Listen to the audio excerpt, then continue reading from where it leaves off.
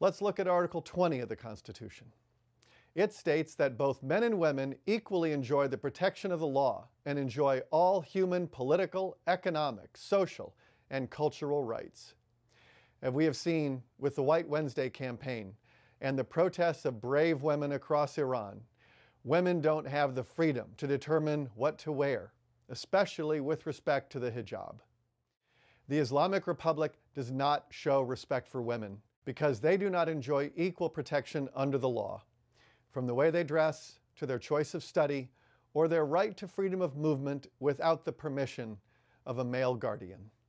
Article 38 of the Constitution states that all forms of torture for the purpose of extracting confession or acquiring information are forbidden. It would require an entire day to recite the names of people, innocent Iranians who have been tortured and abused by this regime. The Ayatollah Khomeini promised freedom of expression for Iranians, including freedom of the press. Today, Iran's media environment is one of the world's most repressive. The Committee to Protect Journalists documents that the regime has murdered numerous journalists over the years. The committee chronicles on their website how the regime routinely harasses and detains journalists each year, sentences them to harsh prison terms for their reporting, confiscates property, and threatens their families. Just a few days ago, the Court of Revolutionary Guard Corps Branch 28 sentenced economics reporter Marzi Amiri to 10.5 years in prison and 148 lashes. It is a curious paradox that Western media outlets kiss up to Foreign Minister Zarif while his government murders journalists, blocks their websites, and maintains a climate of fear with harassment and surveillance. Let's look at Article 27 of the Constitution.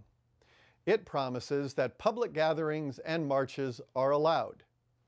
When the Iranian people poured into the streets during the Green Movement, calling for a referendum on the legitimacy of the regime, they were brutally suppressed. Khomeini promised the government would provide its citizens with work and equal opportunities. Yet the Interior Minister admitted that unemployment is over 60% in some Iranian cities. Instead of investing in the country after receiving sanctions relief, Iran's kleptocrats lined their pockets and expanded their terror campaign abroad. Persian history has influenced the entire world. Persian leaders from thousands of years past, such as Cyrus the Great, implemented the concepts of freedom, tolerance, and equality.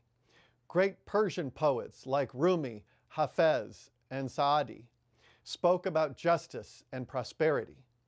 Innovators like Sina in the medical field and Khwarizmi in mathematics are admired by people all over the world. This rich history is the pride of the Iranian people and the shame of the Islamic Republic. The people of Iran deserve to have leaders who live up to the noble legacy of their ancestors and abide by principles of justice, equality, and religious tolerance. The Islamic Republic in Iran is a government of the corrupt, by the corrupt, and for the corrupt. The United States supports the will and the aspirations of the Iranian people, and we stand behind them to ensure their voices are heard around the world.